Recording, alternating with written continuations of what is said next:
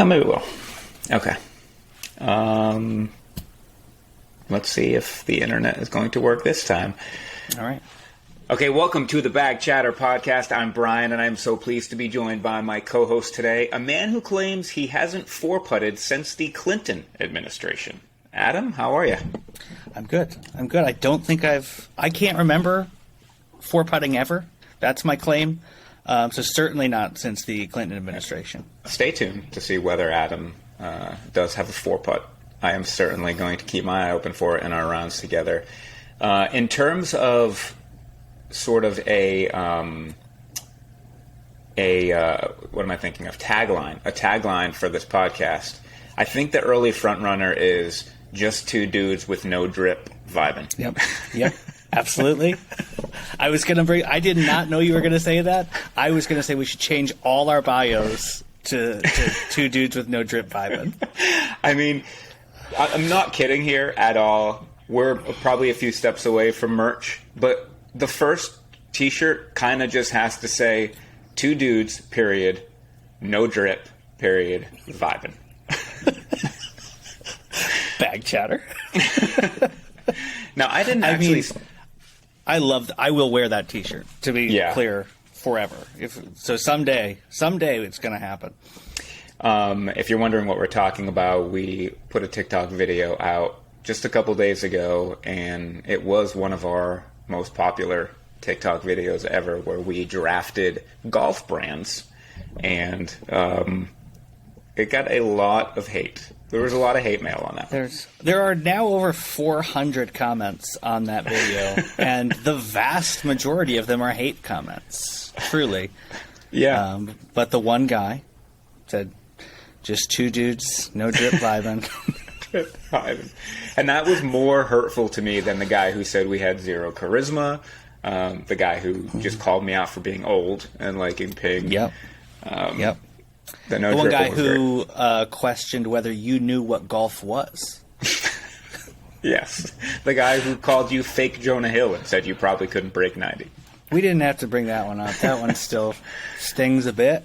But, yeah. No, it was still a fun video, despite all the hatred we've received. How many views has it had so far in less than a week? 140,000 now. That's pretty great.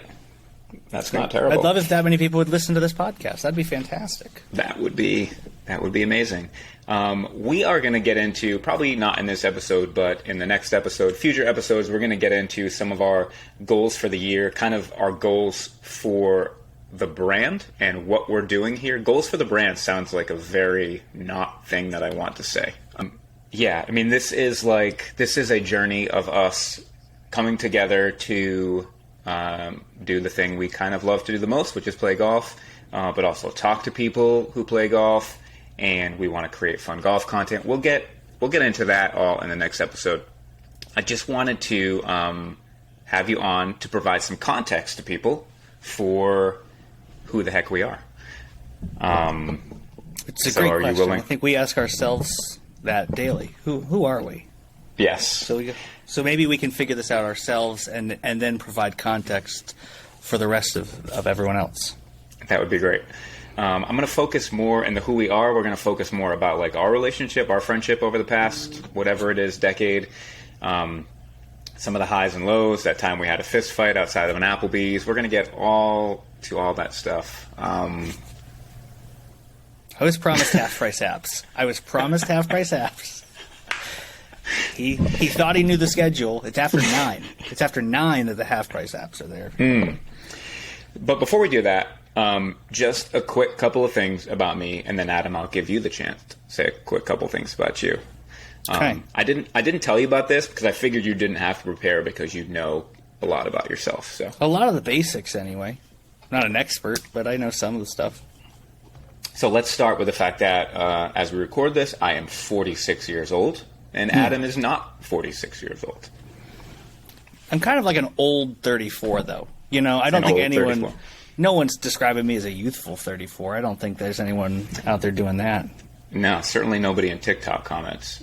Absolutely not. But I am a youthful 46. So, going by the birth certificates, there's 12 years there. But really, It's more like, what, 3-year difference between us?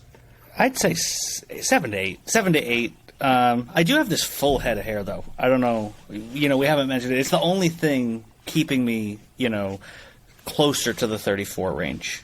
Yeah, and I'm completely bald under this hat, so Yeah.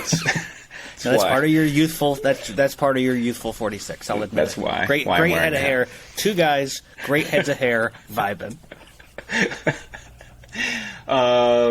Personal life. I have a daughter who just got married last year, which also makes me feel very old.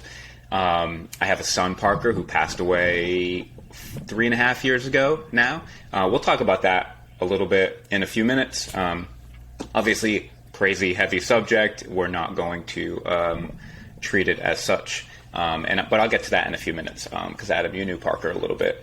I did. What I do for a day job, I help my wife run a couple of Annie Ann's pretzel stores, and also on the side do some middle grade fiction writing.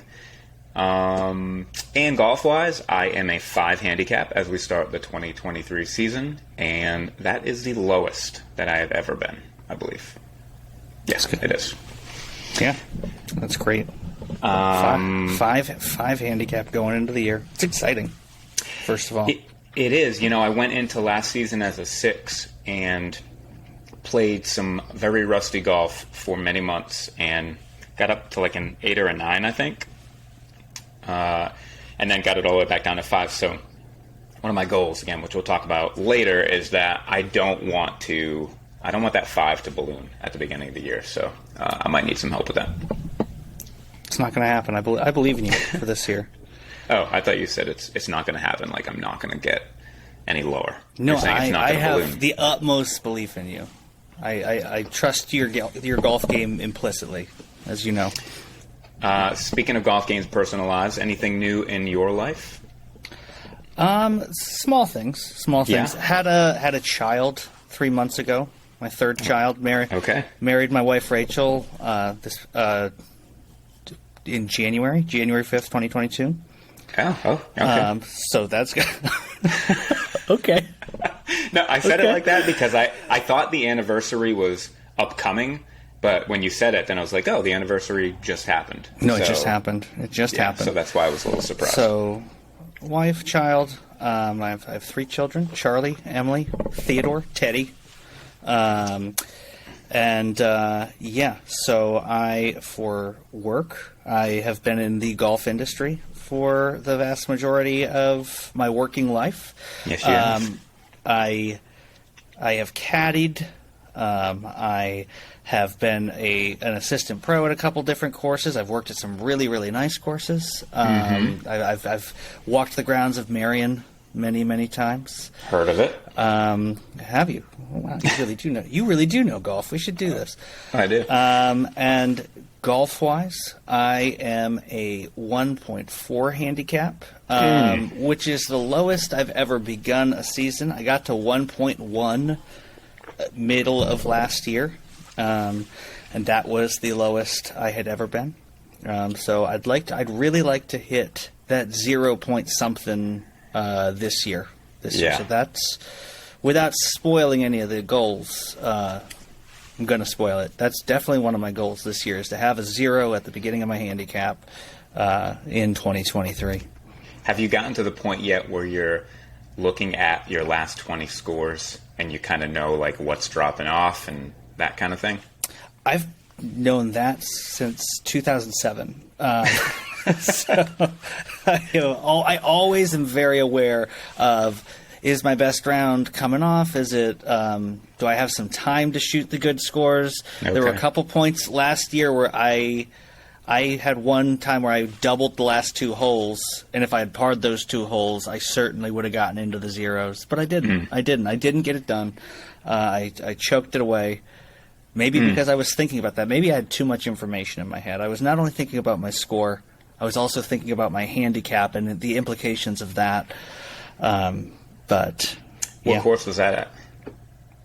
That was, I don't remember. It was at a course I don't think it was Honeybrook. It was somewhere I had not played very often. You brought me to a lot of new courses out the Lancaster direction last year. And there was a course where, again, I don't even remember which one it was, but I just remember that in my head, if I parred the last 2 holes, I was like even. I was even through 16, and then doubled 2 holes in a row to shoot 4 over. That's all I remember. That might have been at Crossgates, which finishes with a par 3 over like a little tiny pond, and then a par 5 that goes down the hill, but then back up. I think it was there. I do. Yeah. Yes, that is exactly where it was. And we played with your good friend Than. Yes, if I remember correctly.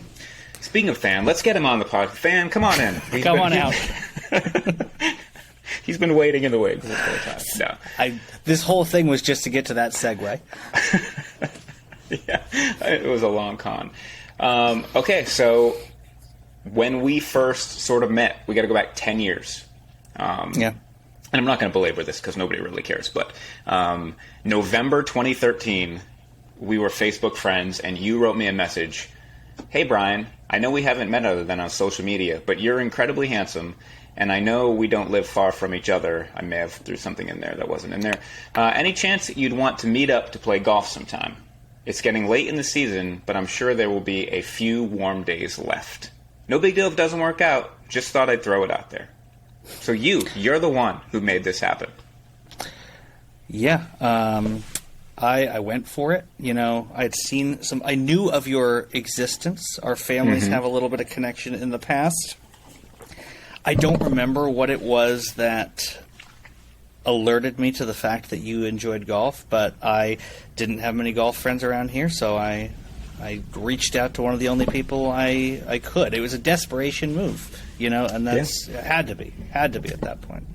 And it worked. My response was, yeah, man, that would be fun. Didn't realize you lived close by.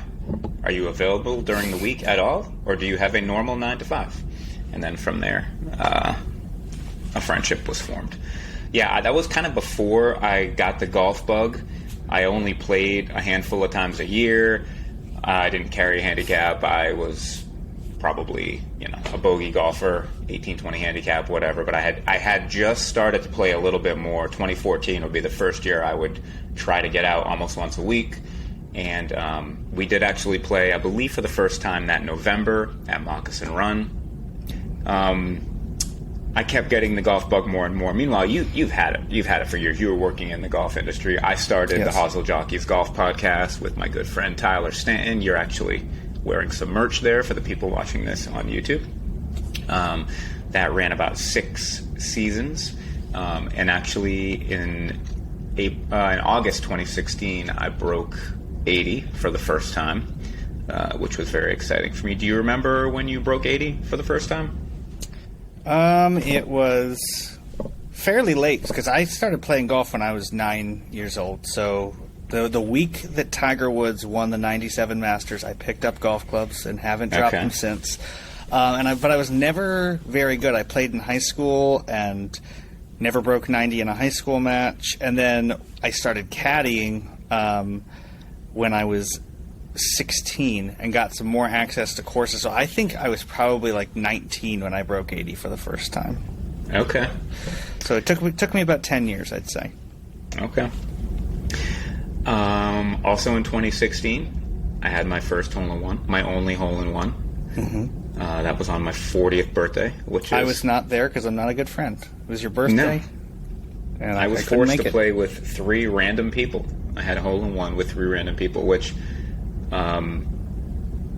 at least I was not by myself when I got my hole-in-one. At least I wasn't by myself, but I was with 3 randos, and I do have video of the one guy going, "Yay! Oh, cheers, cheers!" in the most uninspired hole-in-one celebration there ever was. I didn't meet him, but I bet that was a really good impression of him that he would appreciate. Maybe if I can find the video, I'll throw it in here. Also in 2016, October, the Hickory Classic. Our first time competing together as a team. That was a really seminal moment in our friendship, I believe. I feel like we We had become increasingly close friends to that point, but going, into the trenches together at the Hickory Classic really turned a corner for us, I'd say. Yeah, it was a two-man scramble. There were 11 teams. We posted a respectable 71, I believe, 1 under. And as I remember it, we were one of the first groups to finish, and nobody was ahead of us on the scoreboard at that point. Group after group came in, nobody was putting up a better score, and then we're sitting on the deck at Moccasin watching the final group come in, and all 4 of them put their approach shots on the green, and we were like, oh, that's not a great sign. And then both groups hit their birdie putts without like a whole lot of hooping and hollering, and it was like, oh, that's a really not good sign. And the one group shot a 69, the other group shot a 71, which tied us, and on a scorecard runoff, we secured 2nd place in the Hickory Classic. So that's right. It should be noted, a couple things should be noted about the Hickory Classic. One, that it's not actually called the Hickory Classic. That is a name that we made up for it. It was called like the 2-man scramble or something incredibly boring. And when we thought we had a chance to win, we were like, we don't want to win the 2-man scramble. It's a fall tournament. We're going to call this thing the Hickory Classic. So that's the tournament we almost won. If you Google Hickory Classic, there is no record of that whatsoever. But then we gained some confidence that we were going to win this thing as group after group after group came in behind us, and there was no trophy for this tournament, so they had a small wooden golf cart in the pro shop, which we took pictures with as if we had won the Hickory Classic. So we took pictures with a trophy that is not a trophy for a tournament that does not exist, and then came in second. So it's surprising that this memory is as positive as it is, because overall it could be argued embarrassing. Yeah, no, you've got a point there. It really makes me think we need to actually accomplish something in an actual tournament with a real name at some point. I think that's the first criteria we have, is just a real name. Yeah. Don't remember much about 2017 golf-wise, but 2018, you were working at Honeybrook, and yes. I was a member at Honeybrook, so we played a lot together. I believe that was also the first time that you shot 69 under par. It was. Yes. So yeah, that year we played a lot together. We played at least 60 or 70 rounds together, I think. And it was just a fun year, and it was definitely the year that our friendship grew the most, going from playing a few times together to playing sometimes a few times a week together. And yeah, shot under par for the first time in 2018. It was very exciting. It still only happened a handful of times, so I look to revisit the under par range, hopefully in 2023. And I guess at the end of 2018, that's when you moved to Colorado for a little bit? Yes, I was out in Colorado for 2 years. Boy, your golf ball goes a long way in Colorado, I'll tell you that. Yeah? I had tour level length out there. So a 300-yard drive goes like 320? Yeah. Yeah, I was comfortably flying the ball 300 in Colorado. I felt great. It was moving back to Pennsylvania. It was a bit of a letdown. I almost forgot that was a thing, and just thought that I had just gained prodigious length, in a couple years for some reason. But I'm a little slow in that regard. I don't want to miss any opportunity to make you revisit painful memories. When was the round? Going, but ask your question. Yeah, when was the round? What were you trying to qualify for? And let the listeners and viewers know just how bad that went.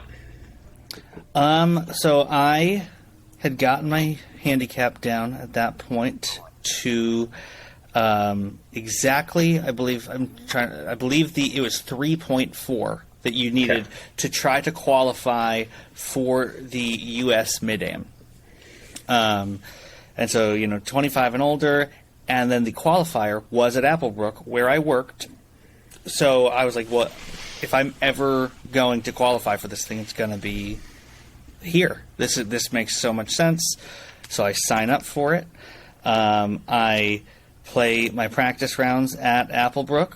I shot 71 in my 2 rounds at Applebrook in the practice rounds.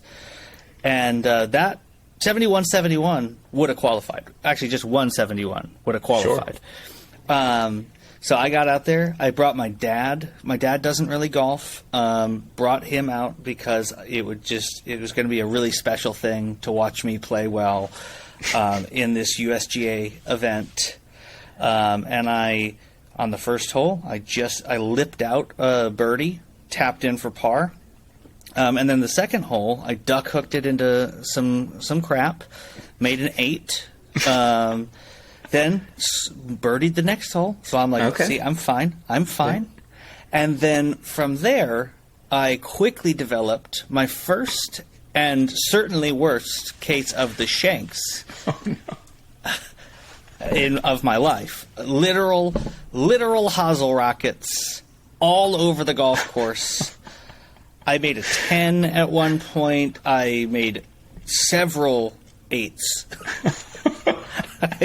Like, my short game was pretty good even. But I could not get tee to green because I could not hit the face of the club suddenly for the first time in my life. I don't know if it was nerves, but, my dad, who hadn't seen me play in years at that point, is like, what is Adam doing out here in this tournament where he can't hit the face of the club? I shot a 98. So my practice rounds, 71, competitive round, 98. And wow. And it was worse than it sounds, is all I'll say. I at one point, on the 16th hole, I'm already so far out of it, but I'm just trying to maintain any shred of respectability. Can I still break 90? Maybe? Probably not, but, if I play well these last... You get it. Yeah. So, par 5, dogleg right. I hit a great drive. Just perfect. So I've got... To where I've got like only 175 into the green on this par 5. So I'm thinking eagle, birdie at worst. This is a par 4 now.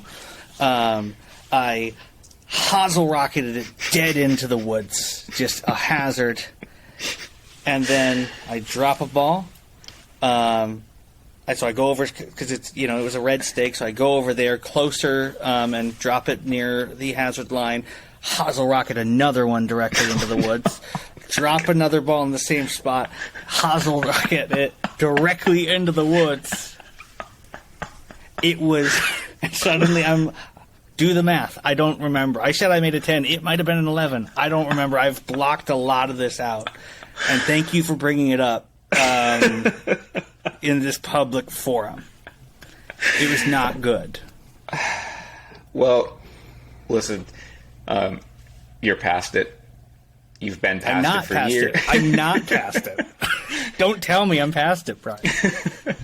We're gonna talk about in future episodes, for sure. Playing well when it matters is something that's important to both of us, and yes, something that we did have a little bit of success with last year, and I think that's going to go forward. But I appreciate you opening the vault there and letting that in. A Pandora's box of anger and emotion that I can't shut now. That's the nature of it. But yes, absolutely. So yeah, you went out to Colorado the 2019 golf season. I played a ton with my son Parker, who really got the bug during the 2019 golf season. So that was super fun. He won the most improved golfer of the year that fall. I can't remember the exact numbers, but he shaved. It was like it wasn't quite 18 strokes off his average, but it was like 17.3 off his average. He went from like a 105 to an 87 or something crazy like that. I just remember when he would play with us at the end of 2018, it was just the improvement was so radical that when you were telling me that when I lived in Colorado, it just made so much sense because he was going from really struggling to to hitting great shots and playing consistently all in a fall, in a few months stretch. So it was fun to see. Yeah, I got to play around with Parker and with my dad in the summer of 2019, which super special to me, obviously, now looking back. Got a great picture of the three of us by the Amish corner sign. He putted, at that point he had not broken 100. He putted so poorly that day. It was one of those, we've all been with golfers who are just kind of new to the game and like will blow it, hit the putt twice as hard as they should have, and then half as much as they should have on the way back. Like, his putting was atrocious. But he hit the ball really well that day, still shot like a 104 or something. And so then the couple days later we went out to play again, and I gave him just like a 5-minute tip, just to try to help him get some type of speed control before we played. And not only did he break 100 that day, but he broke 90. He shot like an 88, I think. So that's crazy. One of my favorite stories is that he broke 100 the same day that he broke 90. Amazing. But he, like I mentioned up front, November 2019, he passed away of an accidental overdose at the age of 16. Obviously, the worst thing that's happened in my life. That was a little over 3 years ago. My family and I are healing about as good as you can from that, and I've written extensively. We'll move on from it here, but I have written extensively. I've got a dozen pieces or so up at brianalaine.me that if you ever want to read kind of me processing all of that, that's all up there. But certainly when I talk about my golf journey, always mention Parker because he was a big part of it, and it's also special to me that you worked with him because he actually worked at Honeybrook a little bit that year. So you got to work with him, you got to play with him a little bit. So I really got to know him. Yeah, so that's important to me.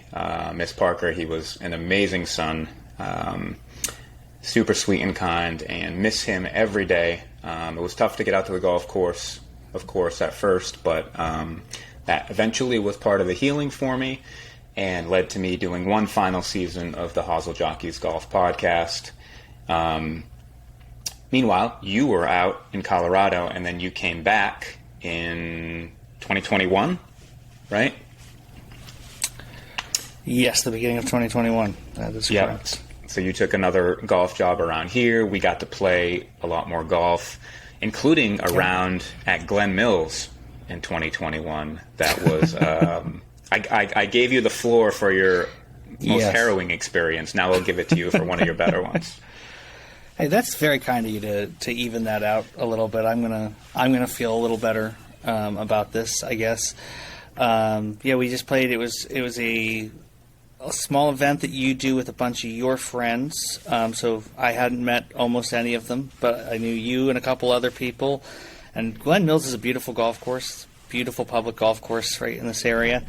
And we joked on the first tee because we were playing the whites because the group was playing the whites. And I said, okay, we're both shooting 64 then. It was a short course. And this was it wasn't an event that happened a lot, but it was my fantasy football crew.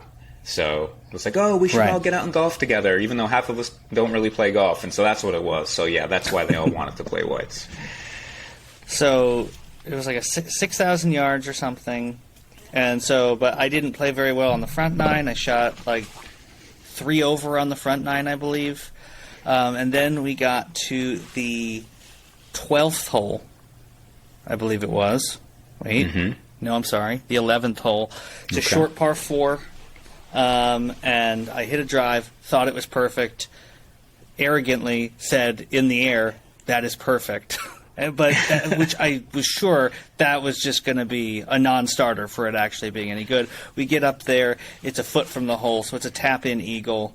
I like them. I am a big fan of tap-in eagles. I'm going to come out on that platform. It's bold, I know. But you actually wanted to name this golf brand Tap-In Eagle, but I did. I pushed for that hard. Yeah. 2 holes later, to par 3. It's like 118 yards from the up tees.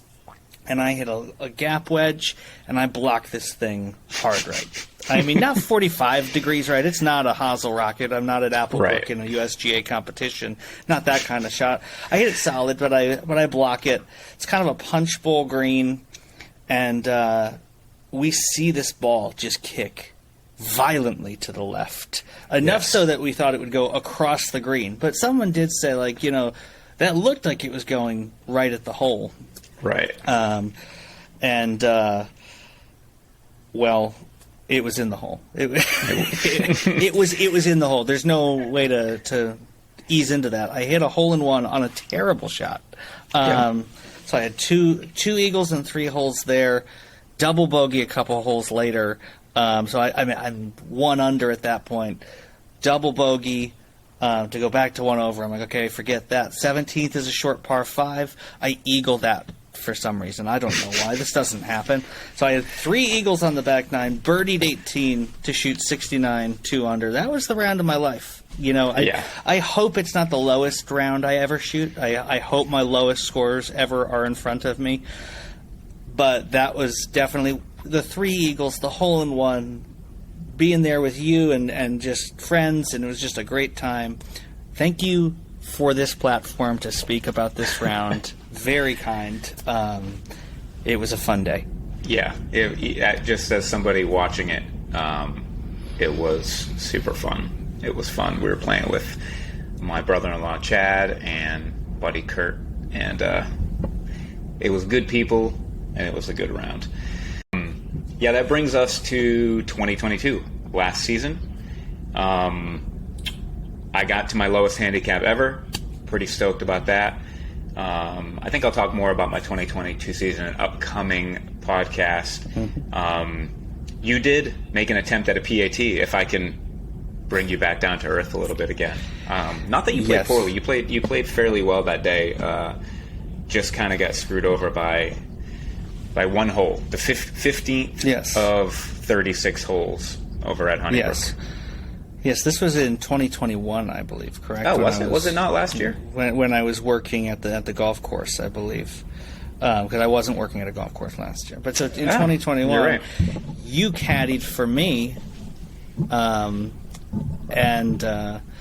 So a PAT is a player ability test to try to get into the PGA program. Not sure whether I actually want to be in the PGA program. That's a story for a different day. But at the time, I decided I'm going to at least take this step.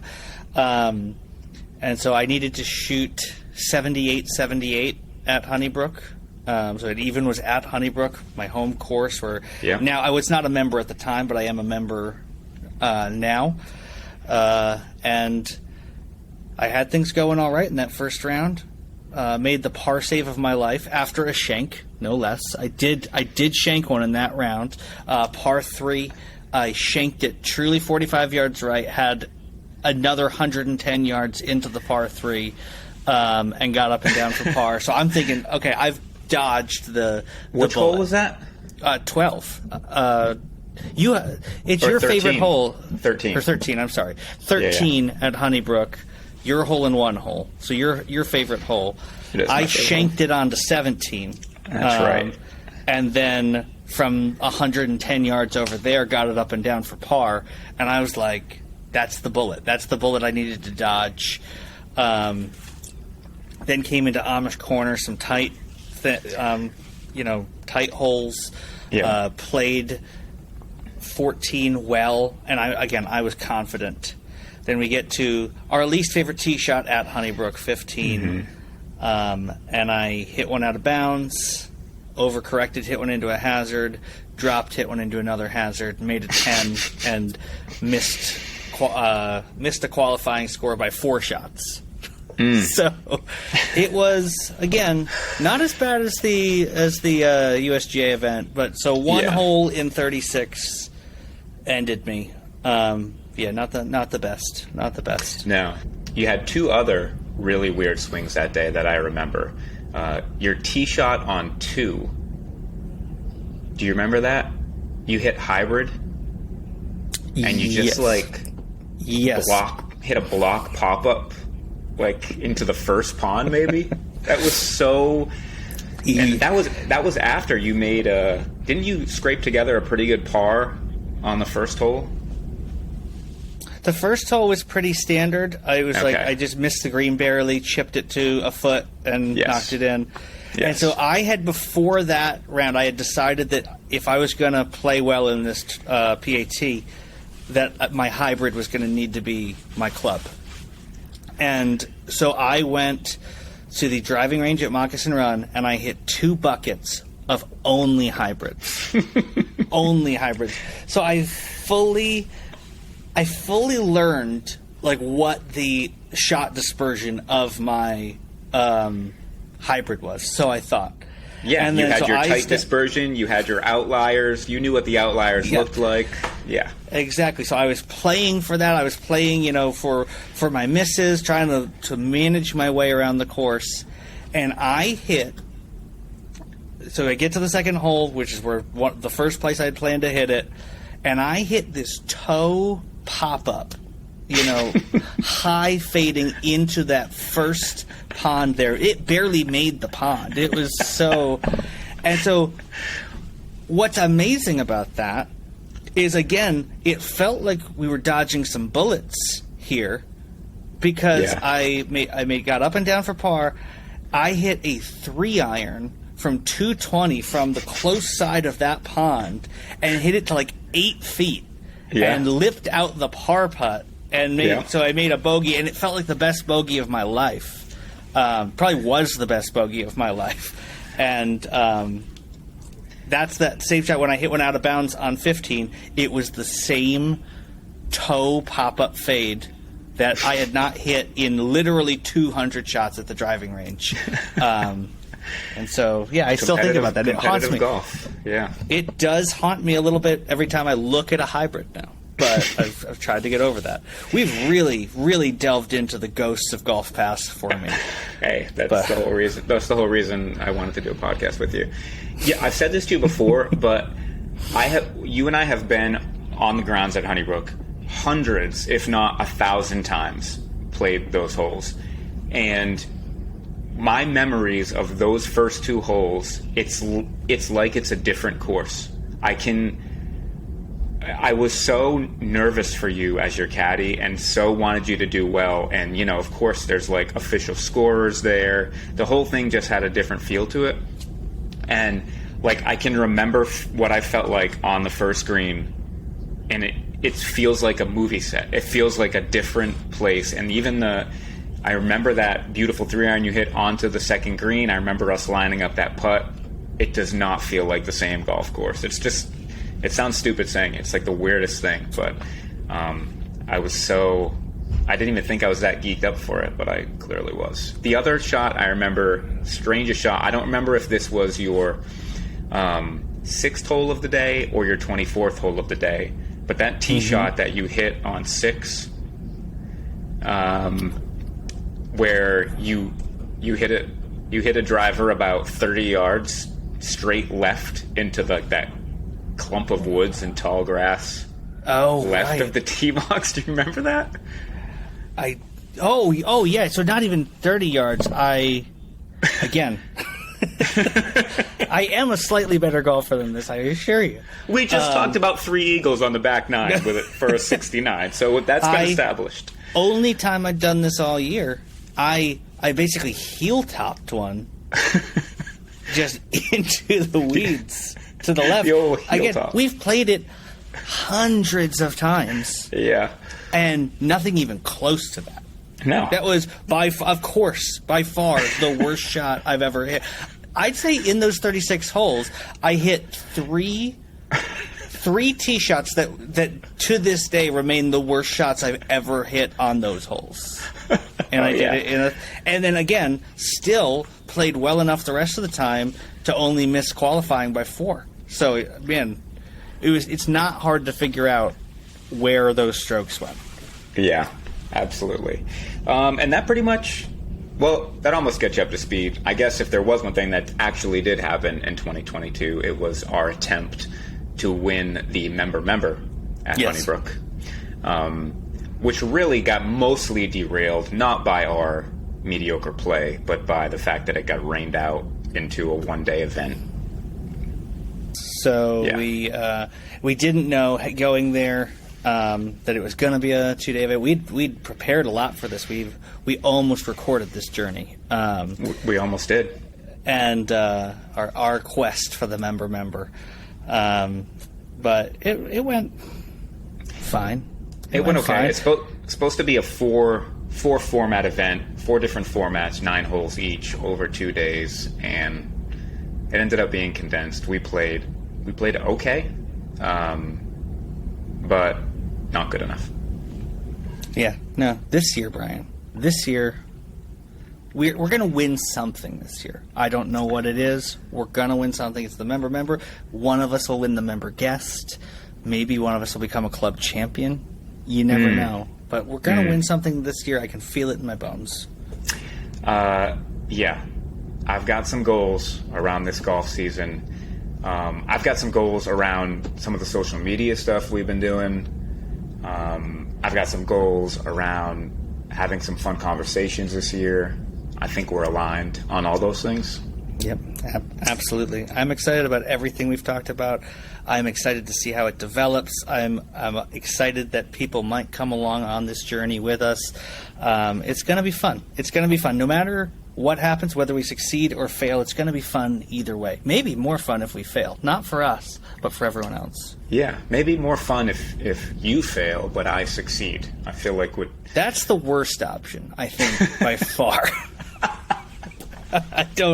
I'm not a fan of that one. I've already had to tell my worst stories, Brian. That's my failures. Those are my failures. It's success from here on out, whether you come along or not. All right. Stay tuned.